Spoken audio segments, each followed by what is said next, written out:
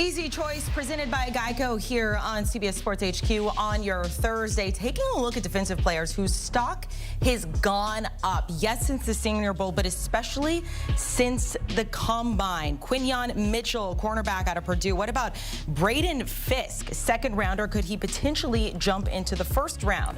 So let's welcome in our draft expert. I say welcome back, I should say, Ryan Wilson, Bryant McFadden, two-time Super Bowl champ out of the Pittsburgh Steelers here. Let's talk about Quinyon Mitchell, cornerback out of Purdue. Ryan, you now have him as the top CB in your draft, CB1, if you will. You said it really started with the Senior Bowl and then moving to the Combine. So BMAC, I need to ask you, secondary here, what do you think about Quinyon Mitchell being CB1? I love his game. Me and Ryan have talked, timeless about Quinyon and his game and how it would translate to the National Football League. I think it would translate smoothly. When you talk about the measurables, he has that. When you talk about the speed, he was able to confirm what people thought about him when they came to his speed at the Combine. And he has super hot tape. I love his tape. Over 40 PBUs throughout his collegiate career there at Toledo. Ryan talked about what he did against the best competition in college football there in Mobile at the Senior Bowl. Super ball instinctive. He tackles fairly well. He plays with the attitude, the chip that you need your guys in the secondary to have. And he has everything you want when you talk about measurables and things like that. So I love his game. I think he's going to have an outstanding professional career. And whatever teams decide to draft him, they're getting a gem instantly because I think he could be a day one starter from day one.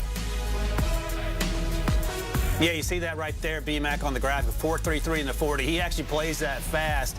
He has a chance to go probably middle of the first round, a little earlier. There are going to be some runs on the quarterbacks, the offensive tackles, of course. And I talked to his defensive back coach from Toledo when we were in Indianapolis, and he said, and BMAC, you'll appreciate this, he studied all the wide receivers he was going to face at the Senior Bowl, and that goes a long way in terms of the athleticism and the way he just in the way he's played in terms of being twitched up. Explains why he was so good in those one-on-one drills. Those are the toughest drills stacked for the wide receivers to have success, and all Quinyon did was dominate in one-on-one drills, which is incredibly difficult to do, and that, Amanda, in large part helped inform me that he's CB1. The tape is the tape, but I wanted to see him go up against some top flight talent, and he balled out, and I think that he has a great opportunity, as you see there, to be a top 15 pick. Definitely a first rounder. Our latest mock draft, you had him going 13th overall to the Raiders. On the graphic we saw, let's talk about, excuse me, Braden Fisk, defensive tackle out of Florida State. Some people had a second round grade on him, but at the Combine led the defensive tackle group in multiple categories. He's 6'4", 292, had a 4.8 40. Ryan, how much is this? 4.78. 4.78. Oh, I'm sorry.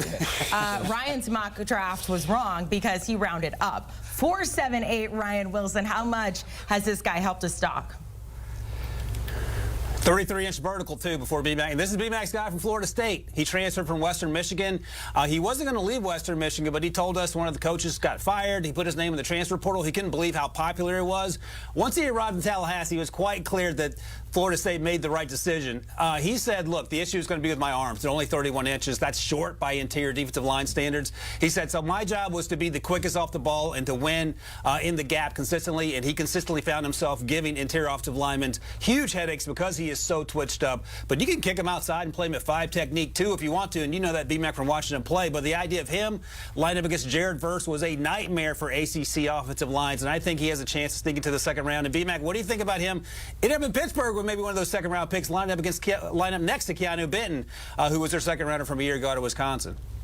Well, I'm biased. I'm a Florida State Seminole. I'm a Pittsburgh Steeler. So anytime we can get a former Nole up to Pittsburgh, I'm smiling from ear to ear. He's a heck of a player. I mean, you talked about, what he's done, what he did while in Tallahassee. But when you transition to what he did at the Senior Bowl as well, we just talked about Quinyon Mitchell and the type of impact he had at the Senior Bowl. The same can be said for Fisk and how he just dominated the opportunities. And then, of course, he went to Indy and he confirmed everything you guys saw there in Mobile. And I watched him every ball game this past season for the Florida State Seminoles. He was a impactful player in the trenches, a guy that's He's a terror when it comes to rushing the passer and also, too, run stuffer. He's a 3-down lineman. Look at the first step, the speed, the burst, just the instinctive ability to know where the ball is going and to be able to dominate as well. And talking about the strength, I love everything about Braden Fisk, and he does things the right way. I had opportunity to talk to a few guys at the Senior Bowl as well. The thing they love about him is that he finds the football. Oftentimes, when you talk about defensive linemen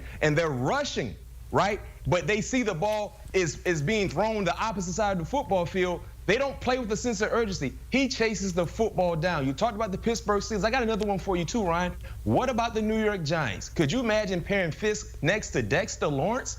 Wow. That would be a heck of an interior defensive line matchup for any offensive lineman that would go against them, because we know what type of anchor Dexter Lawrence is, but he's a different style of player that is Brandon Fisk, and he can definitely open up some opportunities for some other guys on the defensive side for the Giants.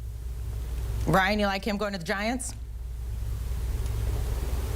Yeah, I love it. I mean, I think any defensive line coach, B-Mac, would love to have a Braden Fisk because of the motor with which he plays. And you talked about it, and that's something we asked him about. And he said, look, again, I have the short arms, but no one's going to out-hustle me. And he's a sideline-to-sideline guy as an interior defensive lineman. You can watch any play, and he is always around the ball, whether it's in the middle of the field, 30 yards down the field, or on the sidelines. He is always in the mix, and I think that's what makes him such an intriguing player and an exciting player to have on your roster, whether it's a Dexter Lawrence or a Keanu Benton or some other team that's in desperate need of help on the interior defensive line, Amanda. Ryan, what about Dallas Turner? I mentioned going into this how heavy the top of the draft is on offensive players, and Dallas Turner was the one constant there from the defensive side. But how much is he competing with Jared First now as that top edge rusher?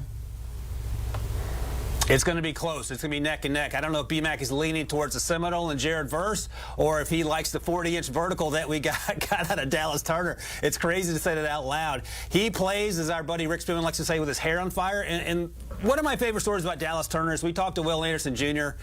In the fall on the podcast, and he said the thing that took him aback about Dallas is that he showed up to Tuscaloosa. He was fat, but he was also fast. So he was fast. I mentioned that to Dallas. He said, look, man, it was COVID.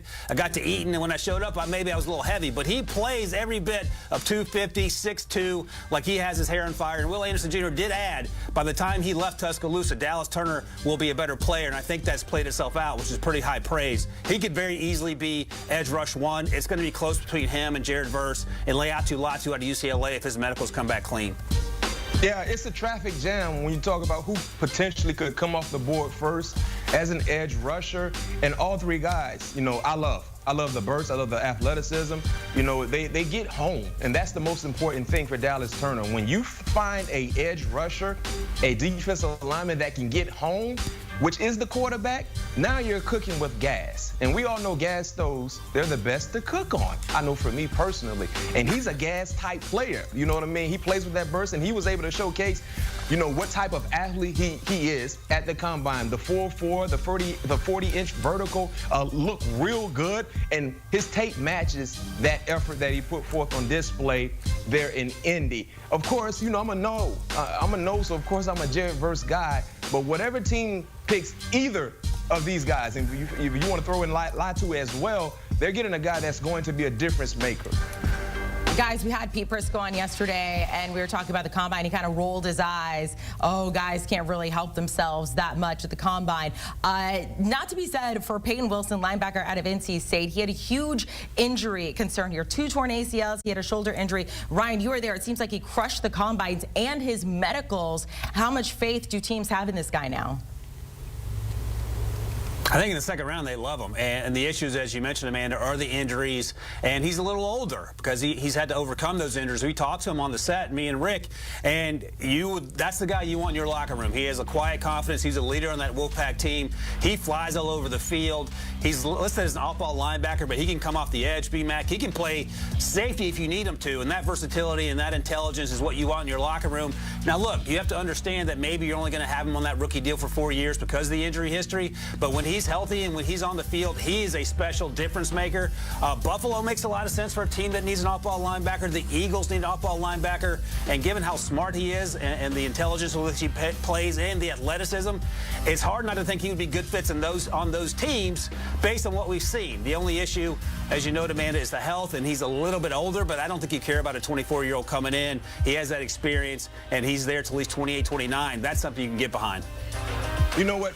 His story kind of reminds me a little bit of Nakobe Dean, right? Off-ball linebacker a few years ago from the University of Georgia that kind of failed in the draft because of his injury concerns. But he had hot tape while playing there in Athens. The same could be said for Peyton. When you talk about that athleticism and that speed, it's kind of hard to turn your back on that speed because that's something that every defensive coordinator, every general manager wants to have on their team. Speed, speed, speed, because you can't coach that. Now you talk about the durability issue, as you mentioned, Ryan. How long can he stay upright and give you production? That's the question, but I think there will be a team take a chance on him easily in the second round or maybe in the third round. You talked about those two teams that clearly need off-ball linebacker help. The Eagles, the Bills, the Dallas Cowboys, clearly a big-time need as well. What about the Miami Dolphins? They let go Jerome Baker. So there are quite a few teams that can utilize a guy like Peyton when you talk about his speed, his experience, and just when he's healthy, he's going to be a difference maker. That's the question mark about if. How long can he stay upright to give you guys the impact, the production that you know he can deliver when he is healthy? But one of the more athletic defenders in the draft, and he was able to showcase that this past week in Indy. Finally, B-Mac, let's go to your former position, cornerback. We got one more to talk about. We talked about Quinyon Mitchell, CB1 here. Terrion Arnold. And Ryan, I will say I didn't read the whole thing because your description on the website, your mock draft about this guy is like this long, so I didn't feel like reading it. You can tell us what you said here in a second. But B-Mac, is he the second best cornerback in this class? Yeah, I think so. I think so. And I think when you talk about, you know, Quinyon Mitchell, Terrion Arnold, you turn on the tape, they both stick out to you. They both look like, for sure, first-round selections. And then when you factor in the Senior Bowl for Quinyon Mitchell and then what he did at the Combine, the fast 40 and doing everything that he needed to do, kind of created a sense of separation between the two in Arnold and Mitchell. But I love Terrion Arnold. If you go back and talk about Alabama in the secondary, in the month of July of last year, many people felt like Kool-Aid was the best corner. He was the best NFL prospect in the secondary. But when you turn on the tape and watch the consistency that Terrion was able to play with week in and week out there in Tuscaloosa, he basically jumped his teammate to be the alpha dog at the cornerback position. And that's why he has so much momentum tied to his name as a first-round selection. He tackles well. I got a chance to see him perform in person against Georgia in the SEC championship game, and boy, he was in the hip pocket of every pass catcher he was guarding, and he played exceptionally well. I love his attitude. Jacksonville could be an ideal destination for him when you factor in their need at the cornerback position. And oh, by the way, he's a Tallahassee kid, so he's only two hours away from Jacksonville, so he will get some hometown love as well.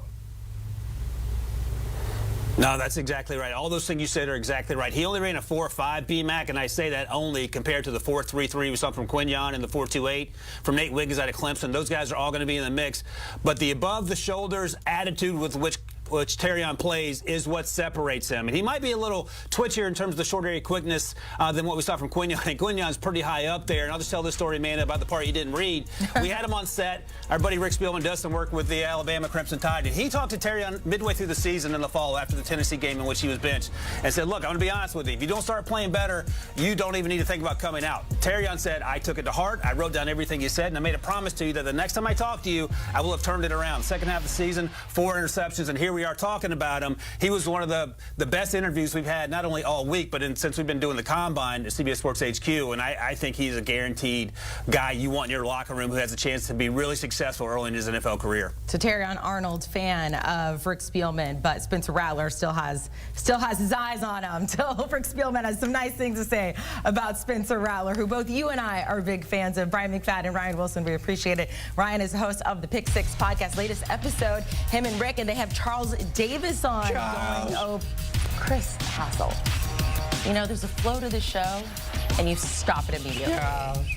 You stop it immediately. You can find Ryan's latest mock draft, CBSSports.com. Your turn, Chris. I'm a disruptor. Chris.